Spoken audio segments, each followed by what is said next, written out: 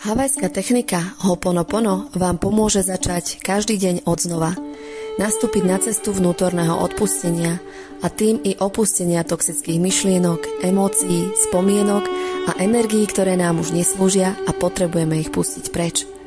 Táto jednoduchá mantra vám poskytne priestor na uvoľnenie negatívnych energií, spomienok, myšlienok a pocitov, na odbúranie programov, ktoré držia telo v negatívnom nastavení, spôsobujú nerovnováhu a neskôr i ochorenia a rôzne ďalšie problémy.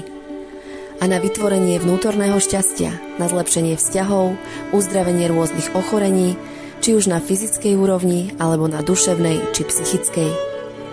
Pointou Ho'oponopono je prijatie úplnej 100% zodpovednosti za seba, ale i za všetko, čo sa nám v živote stalo. Jeho súčasťou je aj následné požiadanie o odpustenie, vyjadrenie lásky a poďakovanie.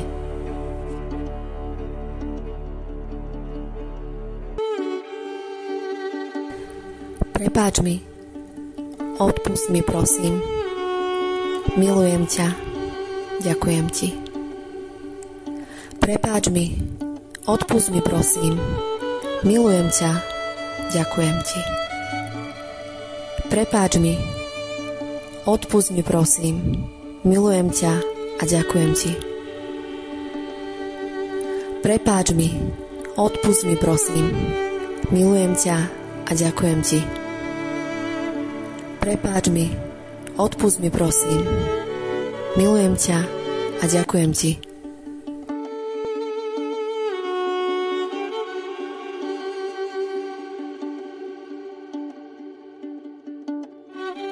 Pri slovách prepáč mi si predstavme niekoho, koho žiadame o odpustenie.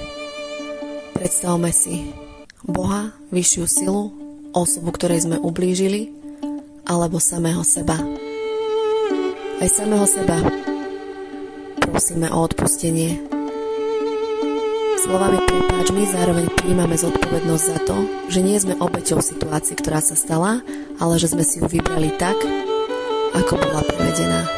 Prijímame zodpovednosť za to, že sme niekomu ublížili, alebo že sme touto našou reakciou, myšlienkou alebo konaním ublížili sami sebe. Odpusť mi prosím sú slová, ktoré adresujeme Bohu alebo osobe, ktorú žiadame o odpustenie v svojej predstave, alebo samým sebe. Odpusť mi prosím, moje vnútorné dieťa, že som ti touto situáciou ublížila. Slovami milujem ťa posielame lásku Bohu, posielame lásku osobe, ktorú si predstavujeme, s ktorou chceme uzdraviť svoje vzťahy, ale posielame lásku aj sebe.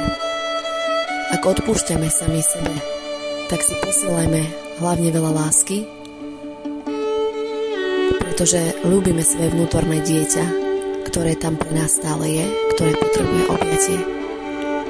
Slovami ďakujem ti, ďakujeme za situáciu, ďakujeme za lekciu, ďakujeme za skúšku, ale ďakujeme aj sami sebe, že nám bolo odpustené, prepáčené, že sme si dokázali poslať veľa lásky.